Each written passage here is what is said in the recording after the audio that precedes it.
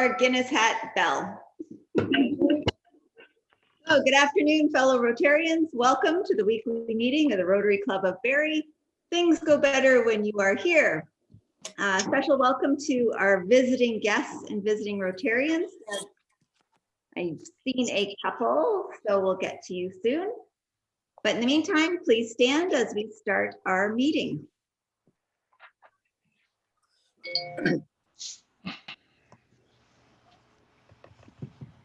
For good food, for good friends, and for the opportunity to provide service about self through Rotary, we give thanks. We are thankful. We are thankful. Can't read from there. Oh.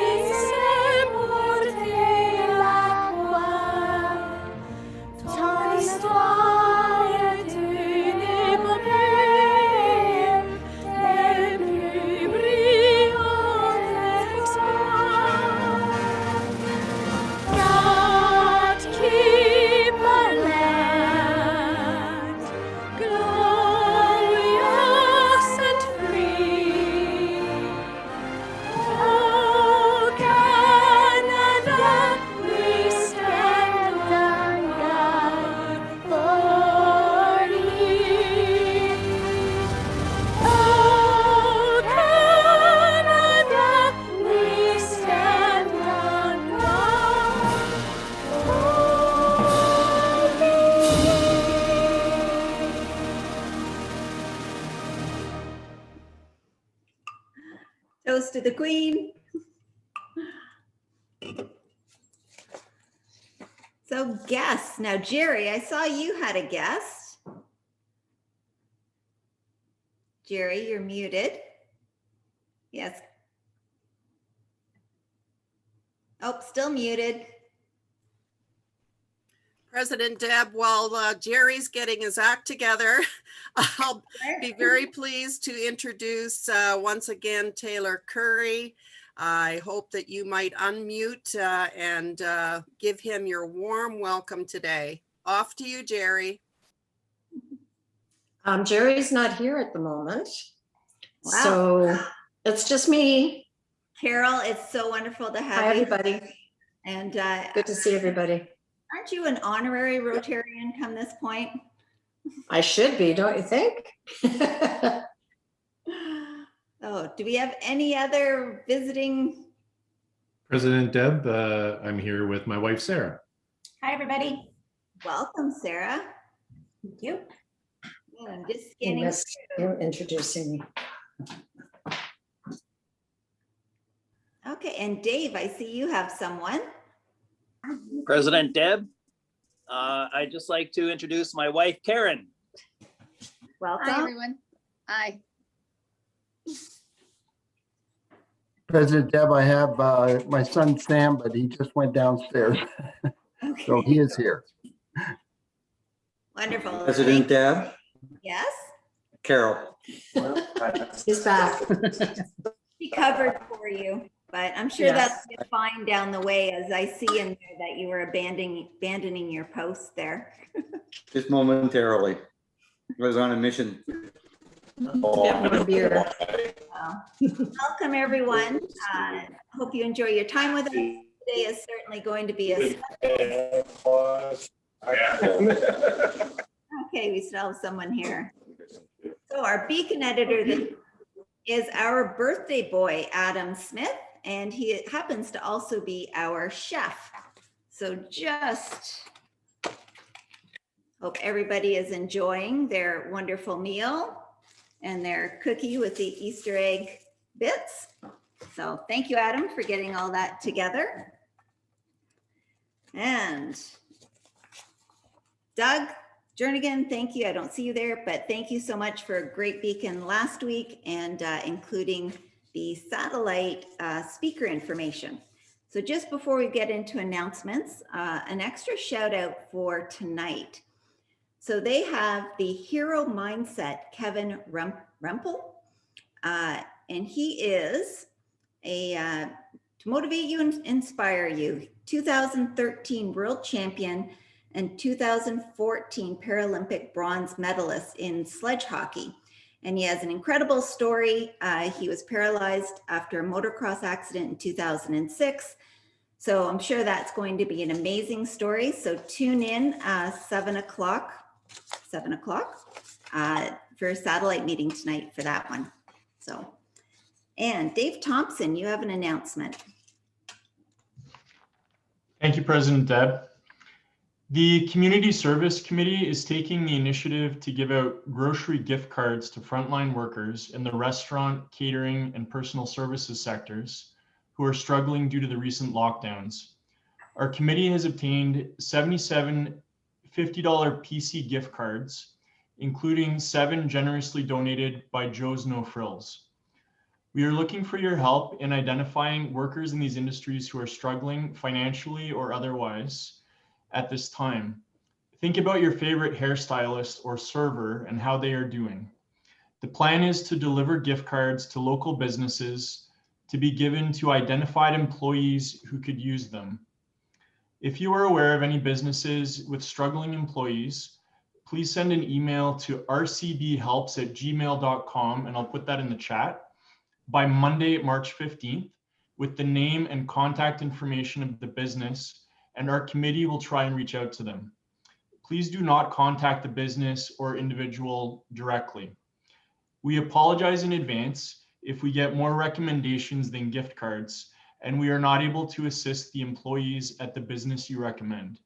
We recognize that this is a drop in the bucket, but we hope that it will give 77 individuals who might otherwise get overlooked in all the support for other frontline workers a bit of a boost in these challenging times. Thank you. Thank you, David. And Jody, you have an announcement.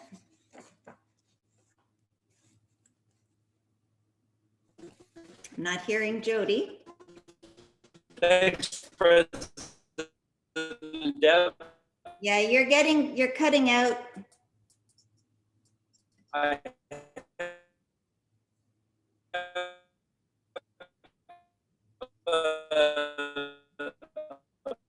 bit of bad news.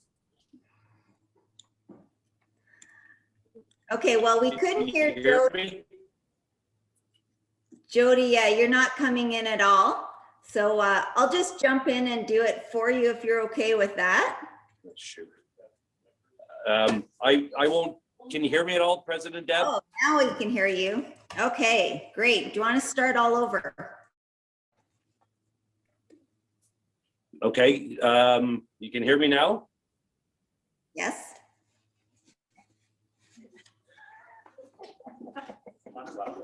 Go, Deb, if you can make the announcement, please do. Okay, so we had a little change in Jody's board for next year, and he wants to announce and welcome Catherine Elphick to joining his board for next year and filling in on a last minute spot. So thank you so much, Catherine. I know you're going to have a great time on the board. It'll be a lot of fun, especially as Jody's president next year. So I'm sure there'll be lots of laughs going into that. So big congratulations. Now I do forget what committee you're going to be, Catherine. You're on mute. Okay, community service.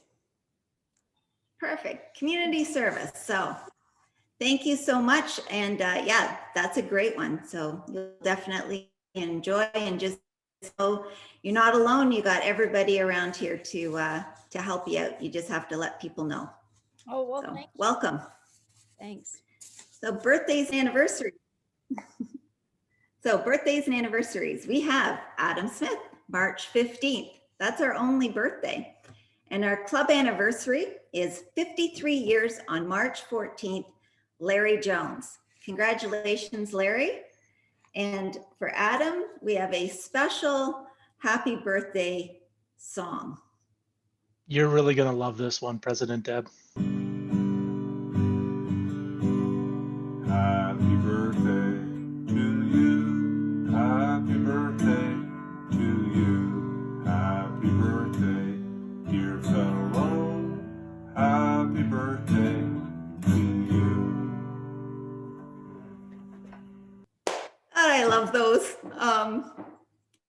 So great. Thanks so much. Thanks for that amazing guitar playing and singing. And please, anybody else have some to add in? It certainly adds to the day. We have, oh yes, and of course, for a birthday, a donation to polio in your name, and for your anniversary, a donation to the Rotary's COVID efforts. So congratulations to both of you. This week's program, just before SAA Eric jumps in, we do have another little video.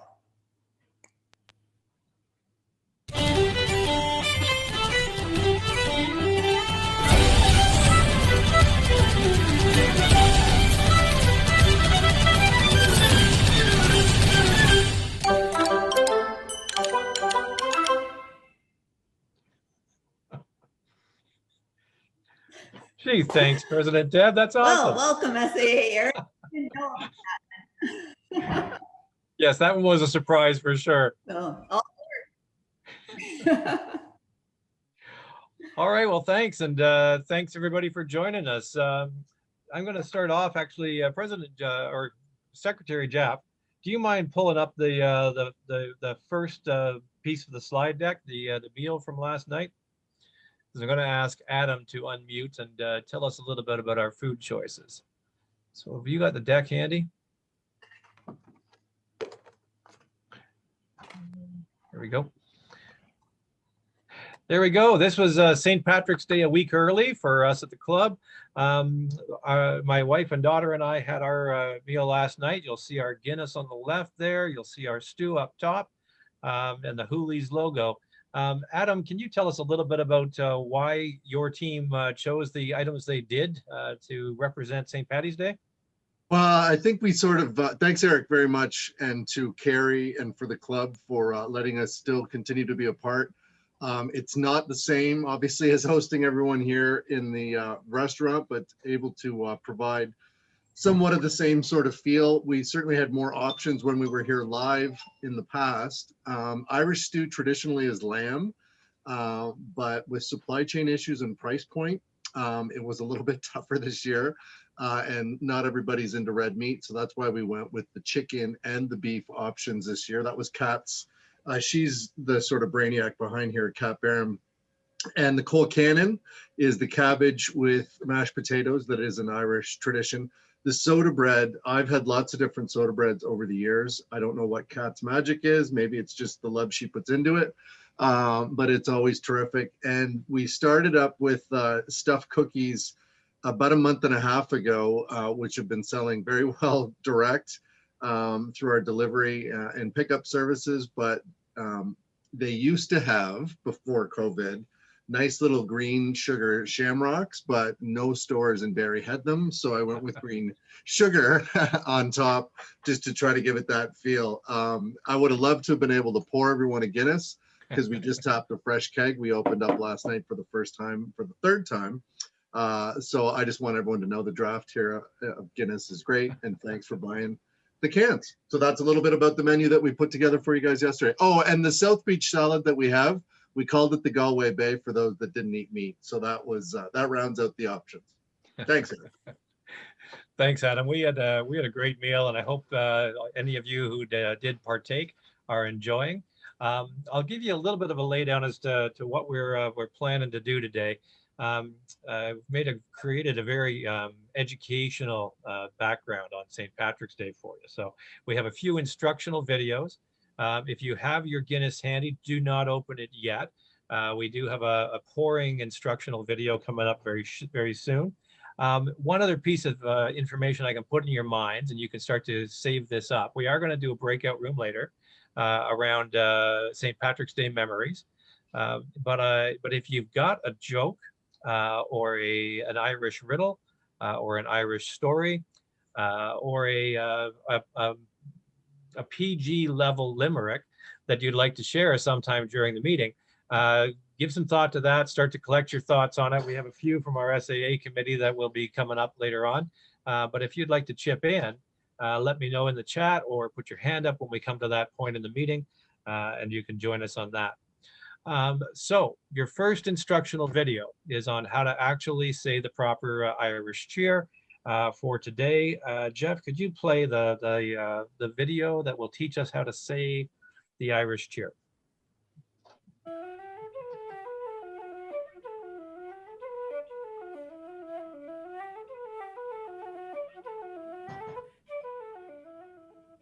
Sláinte is the ancient Gaelic word for health, and it's also part of one of Ireland's most important traditions. Wherever Irish people gather, you'll hear the word sláinte.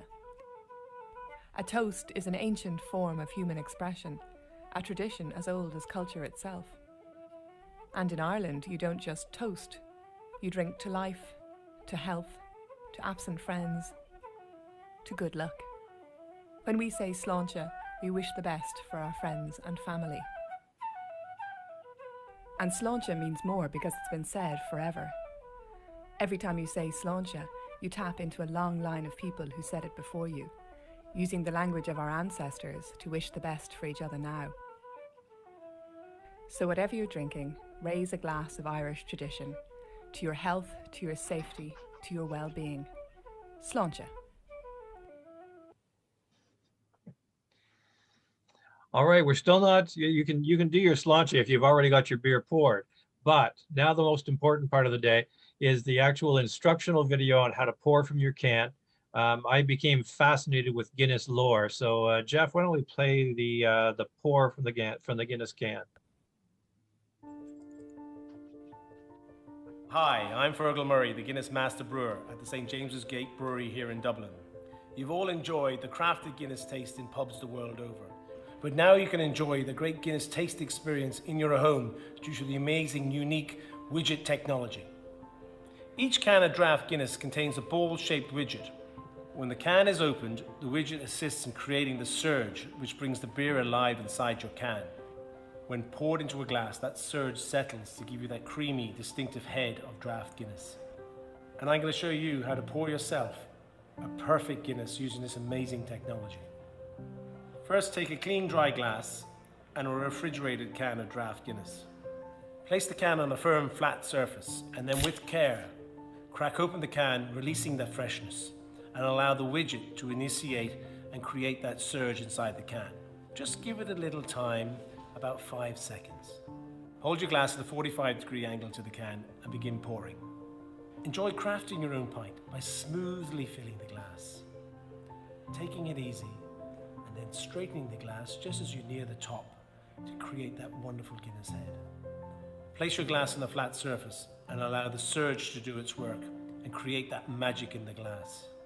And when you're ready, take your freshly crafted pint and enjoy and take pride in what you've created. Take that glass to your lips and break through that creamy head, allowing enough velvety liquid to pass through to energize your taste buds. Notice the sweetness at the front of the tongue, the roastedness at the side, and that hint of bitterness that hits the back of the throat.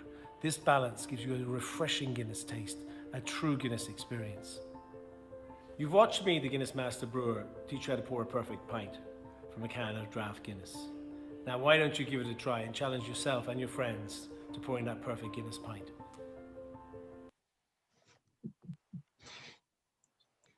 All right, so if you didn't have a Guinness, are you now just kind of regretting your lack of order? I saw Dave Tish doing a really good job on his. I'm just going to pop mine now. Anybody else still popping? No, Ian's got a nice looking head on his. Okay, I'm just going to do my pour while we, some of you enjoy yours. Dave Tish, do you want to come off your mute and tell us how it went for your pour? Yes, President Deb and SAA Eric, it went very well. I followed the instructions to a T, and I have a perfectly poured glass of Guinness here right now, which Karen and I are going to enjoy. Excellent. Anybody else have evidence they want to show on screen of their pours?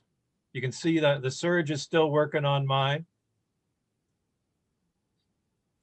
I think I could have listened to him all day. He's clearly a fan of the product. All right, let's move from that. We've done a few pours. Dave McCullough, if you want to come off mute, and Jeff, do you want to pop up that next slide? Mr. McCullough is a member of the SAA committee. You've already heard him in his debut performance today. And so Dave is going to be our first subject of a joke to share. All right, back to Dave. Hi, President Deb. Thanks, Eric. So maybe the first one I'll direct at Bob Greer. So Bobby Greer, are you there? And hopefully you can answer this. What's the difference between an Irish wedding and an Irish funeral? Irish wedding and an Irish funeral. Well, somebody can drink beer and somebody won't be able to drink beer. Absolutely nothing. You're not far off. There's one less drunk at the funeral. Okay, we have one more thing to go through here, just a little Irish humor. So a man stumbles up to the only patron in the pub and asks if he could buy him a drink. Why, of course, is his reply. The first man then asks, "Where are you from?" "I'm from Ireland," replies the second man. The first man responds, "You don't say. I'm from Ireland. Let's have another round to Ireland." "Of course," replies the second man. Curious, the first man then asks, "Where in Ireland are you from?" "Dublin," says the second man. "I can't believe it," says the first man. "I'm from Dublin too." "Let's have a drink to Dublin." "Of course," replies the second man. Curiosity strikes again, and the first man asks, "What school did you go to?" "St. Mary's," replies the second man, "and I graduated in 1975. "This is unbelievable," says the first man. "I went to St. Mary's and I graduated in 75 too." "Let's have another round of St. Mary's." About the same time, in comes a regular and sits down at the bar. "What's been going on here?" he asks of the bartender. He says, "Just the usual. The O'Malley twins are drunk again." That's all I got. Nice job, Dave. This is one of those days where you get to just be plain fun with the Irish and take advantage of all the stereotypes and the cultural misappropriations that we love so well. Past President Ian, did you say you got something you wanted to share? Yes, Sergeant Arms Eric and President Deb. I'm just going to share my screen. I've got a picture that was from 2 years ago, where Sarah and I were on a road trip through the middle of the US, kind of tasting barbecue. And we ended up in St. Louis for St. Patty's Day and had a great time. But over our shoulder, over Sarah's shoulder to the left, was what we thought the best part of the bar we were at. And it said, "In dog beers, I've only had one." So we only had one beer that night. Excellent. Love it. All right, we're going to do one of your first educational elements here. I'm going to put you on to a St. Patrick's Day test. So you've got one coming up there now. Where was St. Patrick originally born is your first test question. And what did St. Patrick drive out of Ireland, not London? Sorry about that. Okay, go ahead, and I'm going to launch the polling. And all right, so where was St. Patrick born, and what did St. Patrick drive out of Ireland?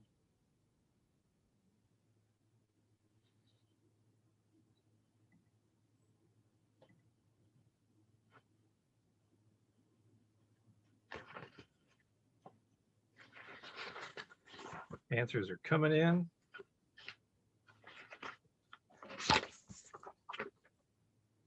Almost there.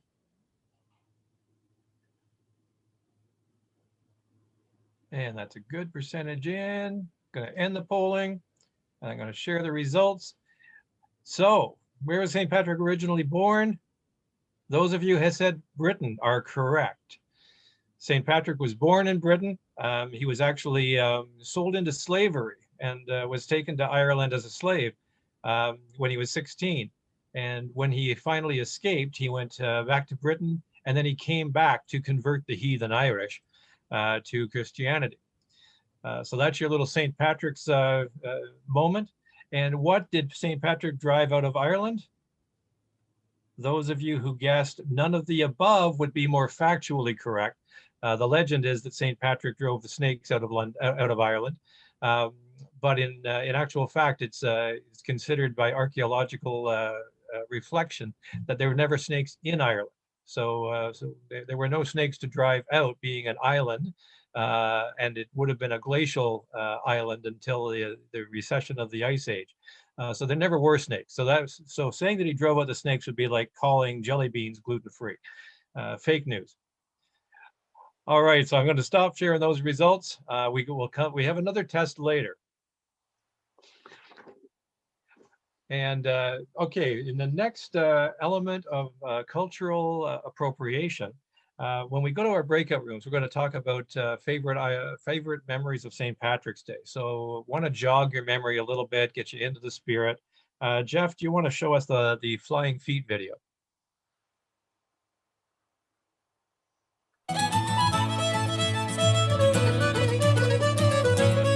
This to me looks like two Canadians going to Ireland.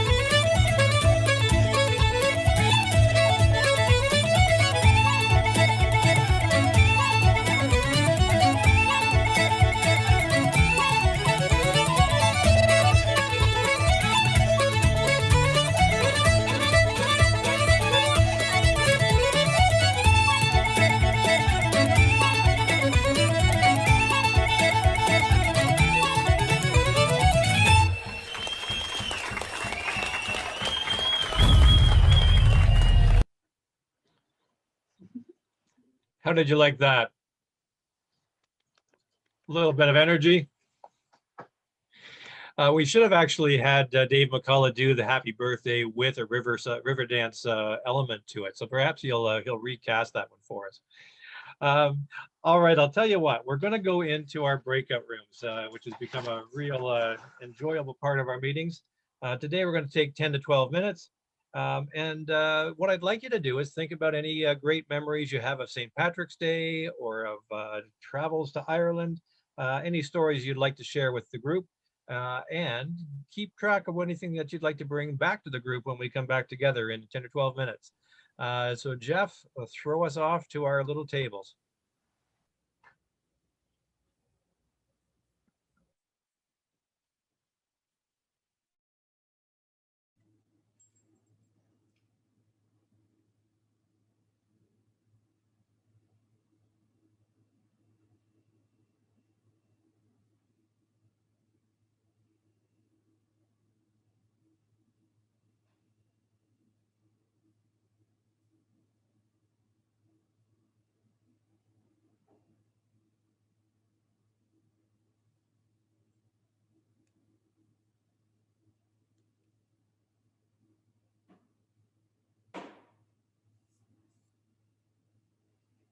Dave, it kind of looks like just you and me.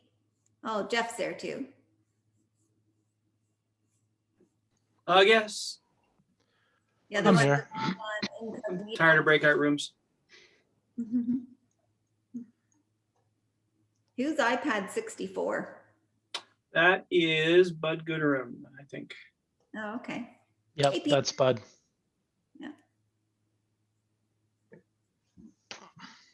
So, anybody Trying- been to Ireland? No, I've Sorry, never what been was to that, Deb? Ireland. I know it's on my list to go, but I want to make sure that I go Ireland and Scotland, but I want to go golfing. Another couple days like this, you can golf around here.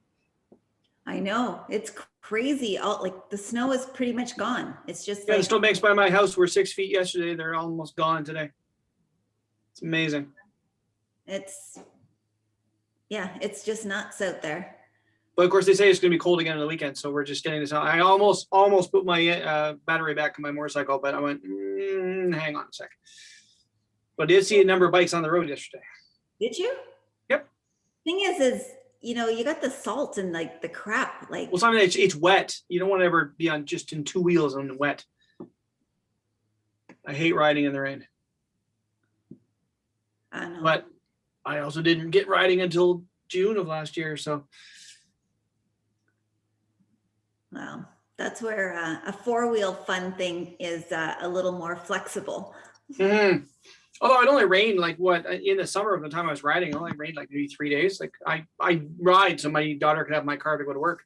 She works for Trevor at McDonald's, so she needs a vehicle to get around. So Oh, that easy for worked. her. Yeah. Well, I looked at it. She could buy a car for $5,000, insure it because she's only 20. With a G2, she can insure it for $3,000 a year. So I can get a bike for $1,000 and insure it for $300 a year. Yeah. So.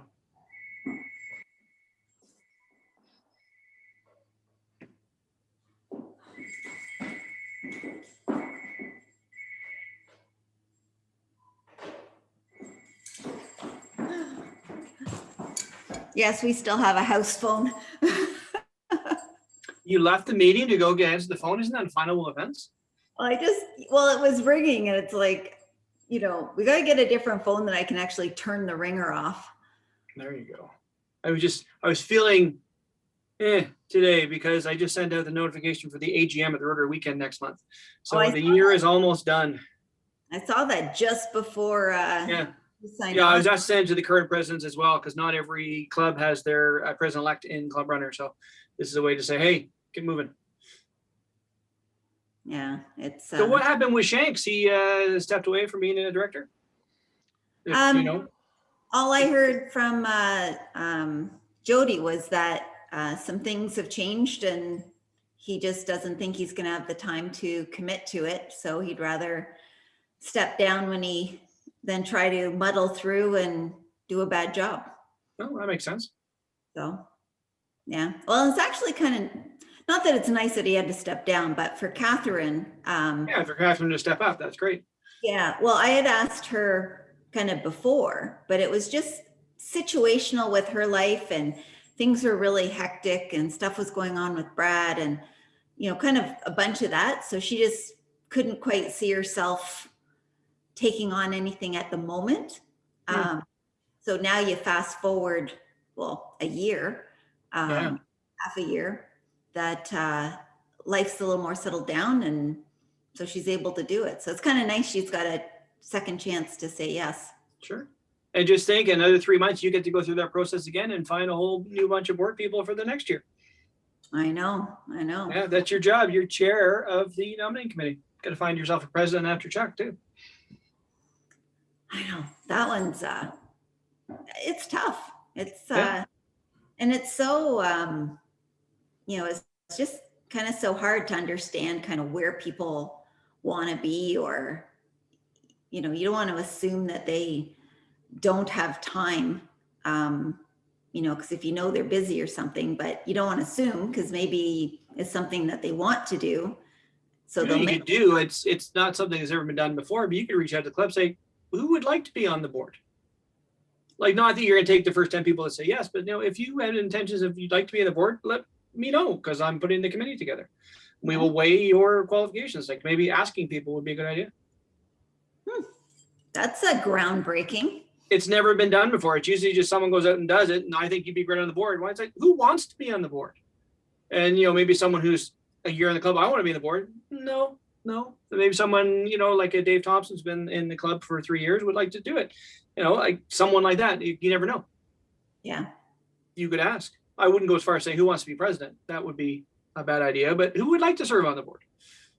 Well, certainly to get kind of a few, because you still have to break it out to have like the 3. Yeah, you have to break out for your 3 sections, but if you have a list of people, rather than you going through the entire membership of 130 members and figure out maybe, oh, we have 10 people who said they'd like to, and see, well, we can't do this. We can do these 4, and these 2 would be good next year. And you get interested people rather than going to the well. Like certain people have been directors a lot. Yeah.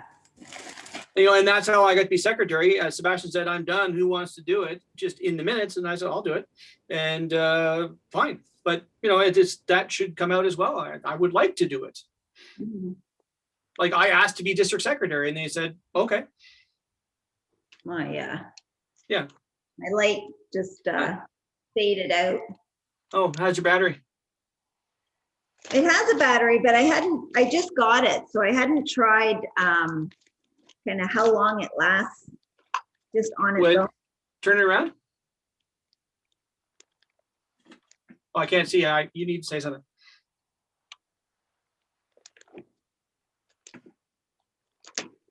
So. No, I couldn't. You didn't say anything. I couldn't see anything because it was still on me. Say that hang again. on. Actually, I can do this. I can spotlight you. Okay. Gallery and. Yeah, so I'm just going to plug it in. All right, so let's turn around so I can see the back. Yeah, those are going to take about 3 to 4 hours to fully charge. Well, fully charged, but I didn't know how long the charge would last. Well, it probably wasn't fully charged if you just got it.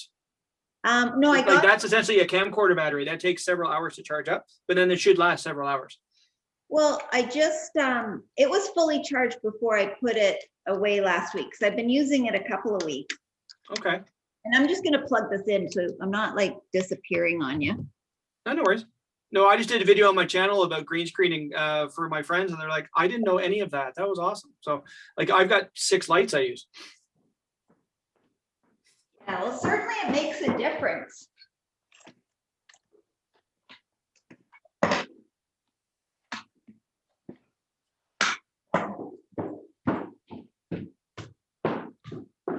Yeah, it definitely makes a difference from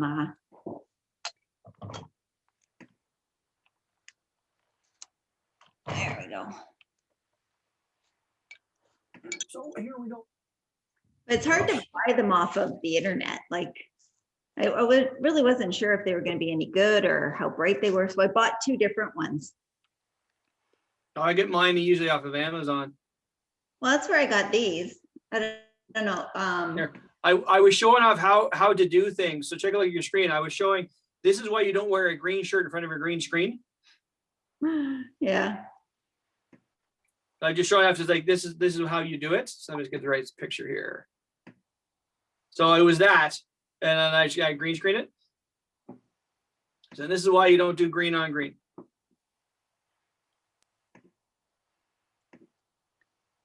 Well, I'm slowly getting my stuff kind of here. But yeah, the lights certainly make a difference. Why is it? Oh, there's someone's spotlight. Take that off. Yeah, you have to be well lit. If you're not well lit, there's no point. And a few people, friends of mine who are trying to get into what I'm doing are like, it's not working right. It's not right. Well, what are you doing? So, well, I'm lighting me. Well, did you light the screen? No. Well, the screen's got to be vibrant so they can be knocked out in your program. Oh, I didn't know that. So, learning process. Oh, it is. Plus, you have to accumulate this stuff. Yeah, that's one of my one friend who wants to get into it. He said, well, I'm not going to buy all the stuff you have. I said, well, you shouldn't. I'm doing 3 to 5 videos a week. You are going to do 1 every couple of months. Buy a ring light, call it a day, and there you go. Mm-hmm. Well, what about a green screen? Well, you can buy one for $20 or go to Lens Mill and buy some green material and hang it up over your bathroom door and do it in there. It's there's lots of easy ways to do it. Yeah, it's Yeah, well, I looked at the green screens, but the seat that I have that, because I'm at my kitchen island. Mhm.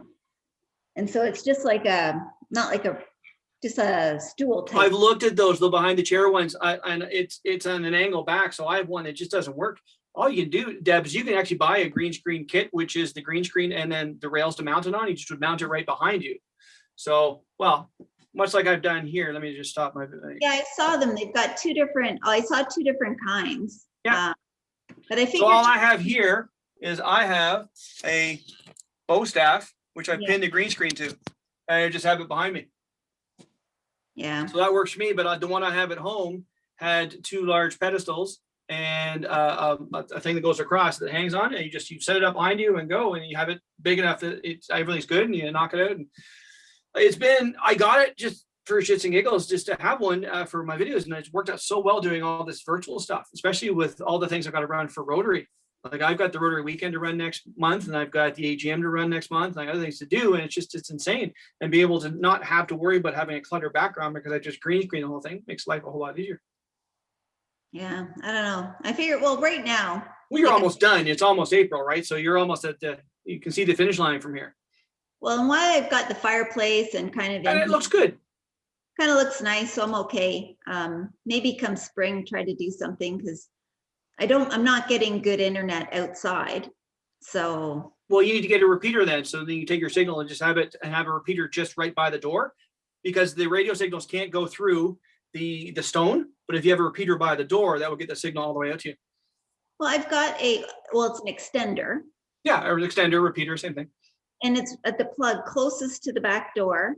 I keep the doors open, and it's plugged in the wall, and then you've got stone inside the house. It's going to block it. You need to get it on an extension cord and have it in the doorway. It should go right through to you. Like if you can go line of sight, even better. Okay, I'll try that. So if you can see it, so if you're outside and you can see the extender right there, you can actually see it sitting there, will be so much better than having the hope that it's inside around the corner with some stone in the way, causing a signal loss. Okay, yeah, because that was Oh, everyone's back. We're back. They'll mute us. Great background there, Eric. Yes, you'll see that I've changed my background now that I'm Sauced. actively promoting Guinness. Where's that pot of gold? Did you already send it to Canada Helps? Yes, it's gone now. And Arlette, I see you've got your Sheldon and past Pres Greg background up now. Yes, that was taken in Dublin. And I have another one I'm going to put up that's actually taken from the inside of the Guinness factory. So that's, but it's really not very identifiable, but that's where it was taken. There she is in the middle. Excellent. That's my next one. There you go. All right. What I'd like to do now is call on first husband Steve, another member of our SAA committee, to share a little bit of humor and story. You can all mute if you'd prefer. Well, Thanks. Thanks very much, Sergeant at Arms Eric and President Deb. I don't want to get fined for missing that. There we are. oh, you just muted yourself, Steve. Or maybe we muted you. We start There you over. We start over. There was a cabin man named Patrick Riley who had worked all his life and still had his communion money. Just before he died, he said to his wife, "When I die, I want you to take all my money and put it in the casket with me. I want to take it to the afterlife with me." And so he got his wife to promise him with all her heart that when he died, she would put all his money in the casket with him. Well, he died. He was stretched out in his casket, a bargain basement economy selection, in accordance with the will. His wife was sitting there in black, and her best friend was sitting right beside her. When they finished the ceremony, and just before the undertaker got ready to close the casket, his wife yelled, "Hold on just a minute." She had a box with her. She came over with the box and put it in the casket. Then the undertaker locked the casket down and rolled it away. Her astonished friend said, "You weren't fool enough to put all that money in there with your husband, were you?" The loyal wife replied, "Listen, I am Catholic. I can't go back on my word. I promised him I was going to put in the money in the casket with him." Aghast, the friend double checked. "You really mean you put to tell me you put that money in the casket with them. I sure did, said the wife. I got it all together, put it into my account, and wrote him a check. If he can cash it, he can spend it. Excellent. Well done. All right, we're going to do some more educational work for you. As I mentioned earlier, I got absolutely fascinated with the history and the brand of Guinness. And we are a vocational club, so I thought you would appreciate a vocational instructional guide to the brand. As past President Arlette just mentioned, we're going to go on a tour of the Guinness breweries. So do mute yourself for this one. And Jeff, can you run the brewery tour? For me, St. James's Gate gives that incredible sense of place, that you're walking in Arthur's footsteps, walking through the front gate where he walked 250 years ago. That still gives me goosebumps. There's a huge amount of pride working here on site, and there's a huge amount of history going with us, and a huge amount of brewers before us that we're carrying on their legacy. Behind me are the old vat houses. It was a very old technology. Whistles were used, chains were used to move beer from A to B, and everything existed in wooden vats. I'm probably the last master brewer to have worked in the ancient Victorian brewery and to have worked in the most modern brew house. But what hasn't changed in terms of the mainstream products? Guinness. You're looking at the same Guinness that you looked at all the way back. We brew a variety of different ales, lagers, and of course Guinness. So we brew Smithwick's, Harp, Hop House, and a lot of other innovation beers. We take raw barley in from the country, we take it in and we put it into the roast house. We're looking for a specific colour, pH balance, we're looking for a specific roast. We then take that into our brew house, which is the start of the process, trying to produce a sugary extract to give food to our famous Guinness yeast that has been with us now for several hundred years. When we ferment our beer, we add a variety of hops and we mature our beer. My job here in the Planet Brewery is about developing new beers for all of Diageo. You get to experiment and create new beers nearly every day. There's an awful lot of science into how we brew, but I think there's also an awful lot of creativity and craft in creating the recipes.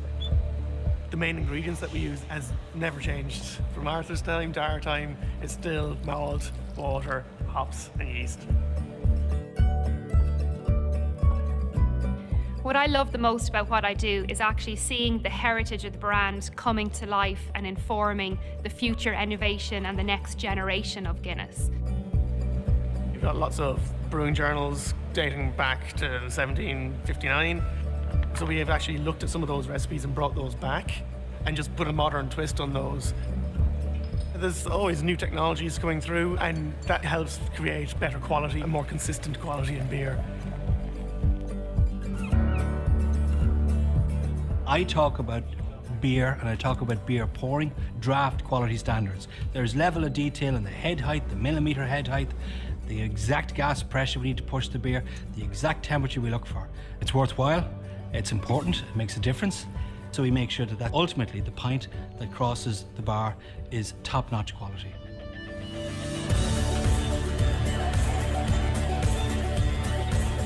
Guinness is so much more than the history of a black and white beer. It's bound up intangibly in the history of Dublin City and of Ireland.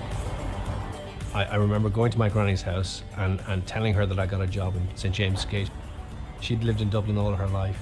And when I told her, she hugged me and then she blessed herself. To her, that was the pinnacle, that was the best job that you could get. The culture here at St. James's Gate is like nowhere else, and it's really somewhere that has a very good spirit about it, I think. It's such a wonderful brand that carries such a wonderful heritage. But the really key ingredient is the people.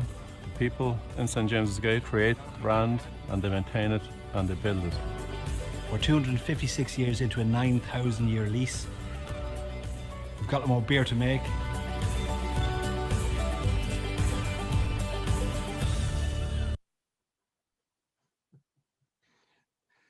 Thanks, Jeff. So how did you enjoy that little instructional piece? It's pretty neat to see a brand that's still going strong and still growing after 259 years. Yeah, it was pretty interesting. It's mute. it's a great lab.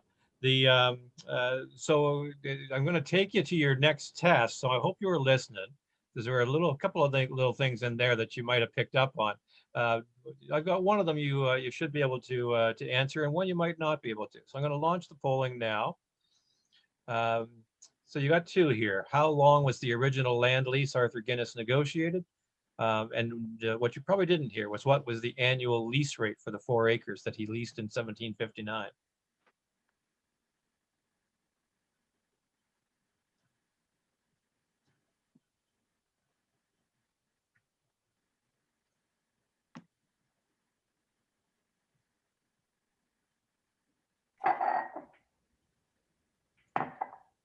Votes are coming in well. Sounds like some people were listening. This is good. All right, I'm going to end polling and share results. So the original land lease that Arthur Guinness negotiated in 1759 was correct, 9,000 years, 9,000-year lease with a fixed rate. And what do you think that annual fixed rate was back in 1759? Even that, we got the club got correct. Oh, sorry, did not get correct. It was actually 45 pounds sterling. So only 12% of us guessed that one. And it was locked in, including rights to the water. So water rights and land rights on a 4-acre plot for 45 pounds sterling a year for 9,000 years. Now, about 6 years into the lease, Arthur ended up buying the lot and all of the surrounding lots. So it ended up becoming more about closer to a 100-acre parcel of land. And they're still using it at St. James. And you saw the way they've changed the vats and the production facilities. But pretty cool story. And there are dozens more cool historic facts that I won't bore you with today. But I definitely got pretty fascinated with an interesting vocational story and a brand. Adam, did I teach you anything, or is this all old hat to you as a Guinness specialist at the shop? A little refresher on some points, and I learned a few things too. Thank you, I appreciate it. What's nice is you saw the master brewer doing a pour video for us. He also does pour videos on the use of the kegs and the 2-minute pour. That's kind of the gold standard. 1 minute 59 seconds to the perfect pour off the keg. So pretty neat stuff. Okay, next piece here. So we've done our poll. Did anybody else out there have a joke or a limerick that they'd like to share, or a story that came out of your breakout discussion? If you do, put your hand up or unmute and chip in.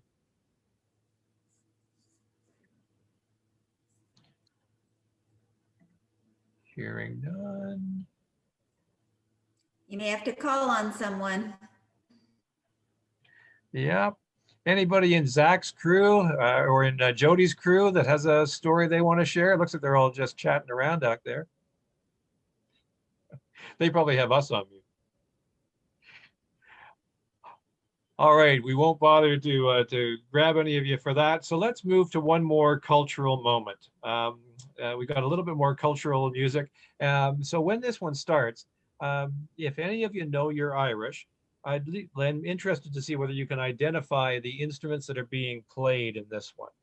Jeff, do you want to run that video and use chat to share your thoughts on the names of the instruments that are being played?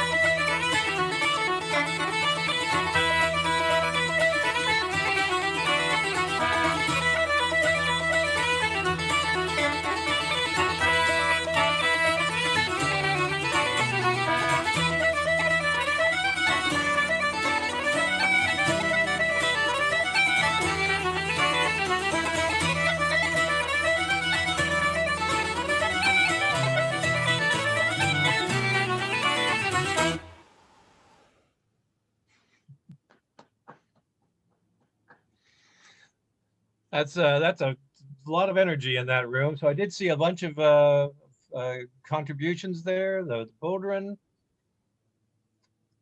We had the concertina. Betty Ann, you mentioned that you've got your father's concertina. Tell us about that. Well, back in the day, my father was a Salvation Army pastor in Newfoundland, and they used to play that as the music. You know, they'd have accordions, and so he'd walk across the platform playing it. Yeah, it's pretty cool. Nice. A few years ago. So I have it. I inherited it. I can't play it.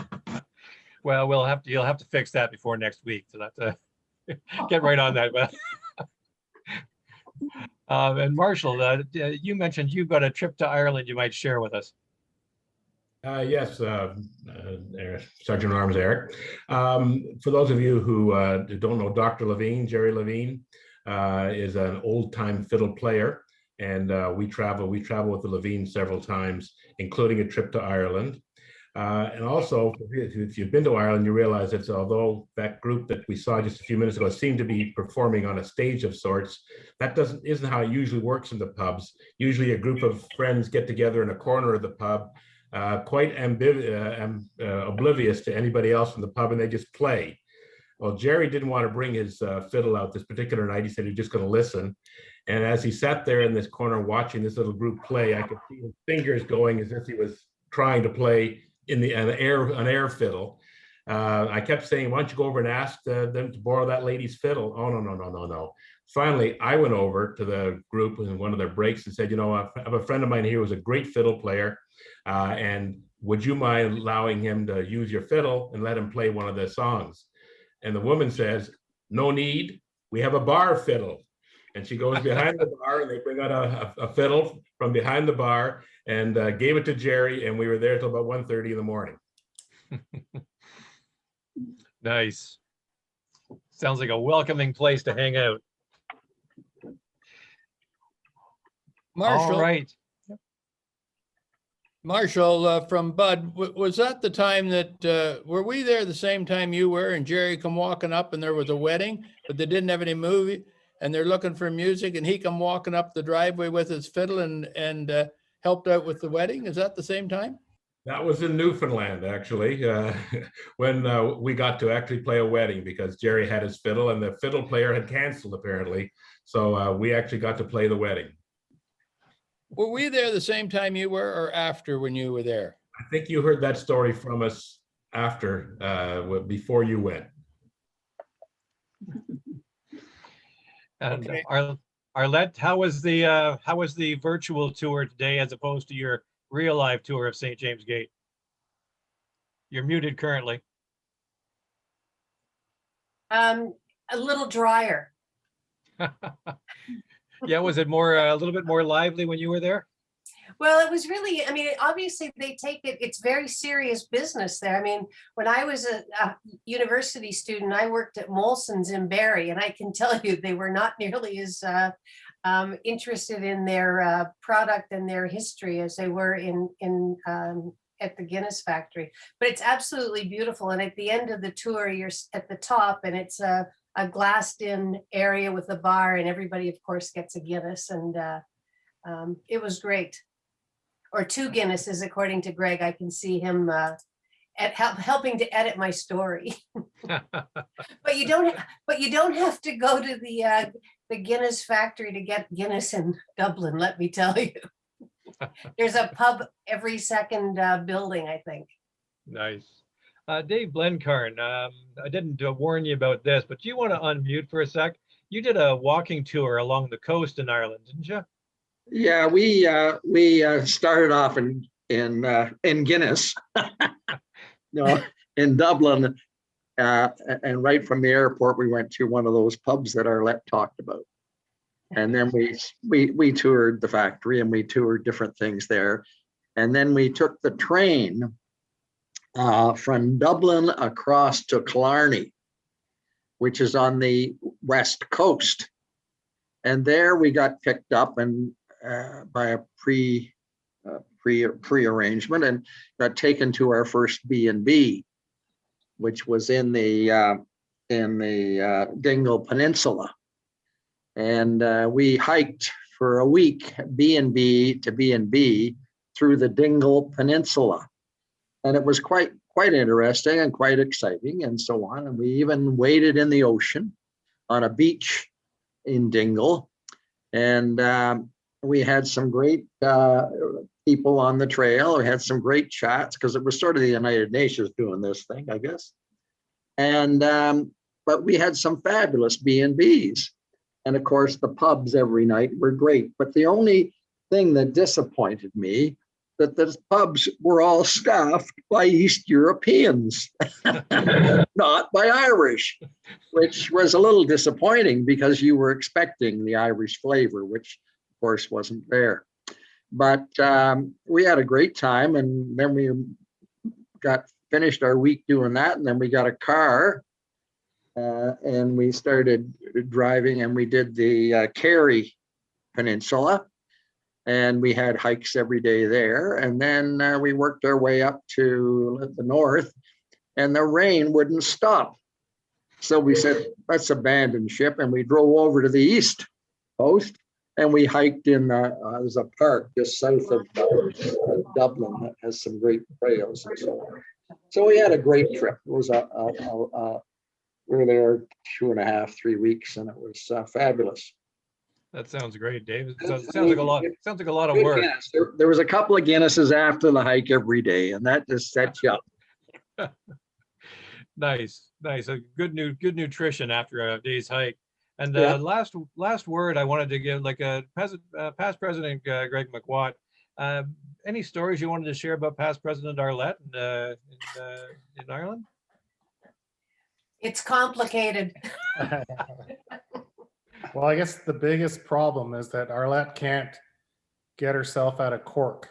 So Cork is a city where the roads circle and circle and circle. And if you've ever been in a car with Sheldon and you're driving on the wrong side of the road and you're trying to get out of a city with roundabouts, it's like National Lampoon all over again. Nice. But she did turn me on to beer, and this is what my kids bought me for my birthday. I don't know if you can see it, but it's a brewing kit. Nice. Anyone's interested, it's called Brewer's Best. So we'll try that in the new year. Sergeant at Arms Eric, we traveled with Sheldon in Spain, and we actually backwards from the top of a hill for about 1.5 miles. So I sympathize with exactly what Greg is talking about.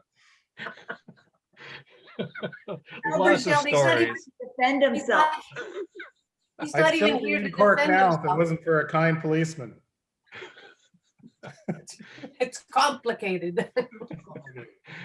Excellent. Well, thank you for all of that. President Deb, that's pretty much what I've got for the program today. I think you've got a couple of pieces, and if we like, there's also I have a rendition of an Irish blessing we could use to close the meeting after your closing. All right, so this week's President's Deb Stronger Together Inspired Moment is beer, beer, beer. Jeff.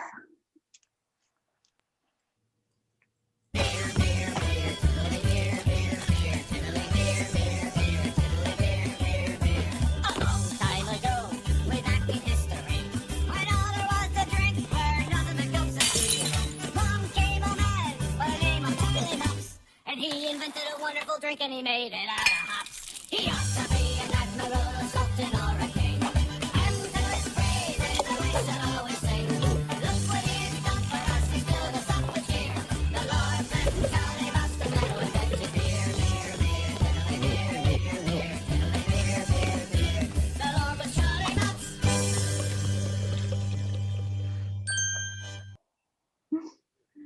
So, having no other business for the good of Rotary, I do declare this meeting adjourned, and Eric will have another video. Enjoy, drink up, cheers. Thanks all. Well, you're starting to flew off. Jeff, why don't you run that Irish blessing?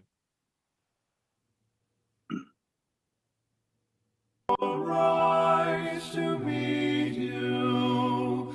May the wind be always at your back. May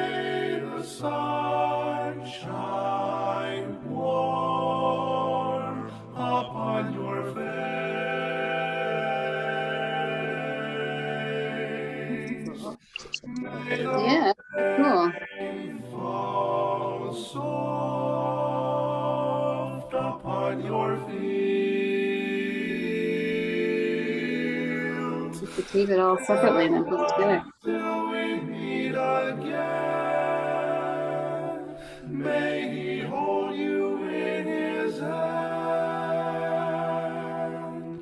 May God hold you in the palm of his, hold you in the palm of his hand.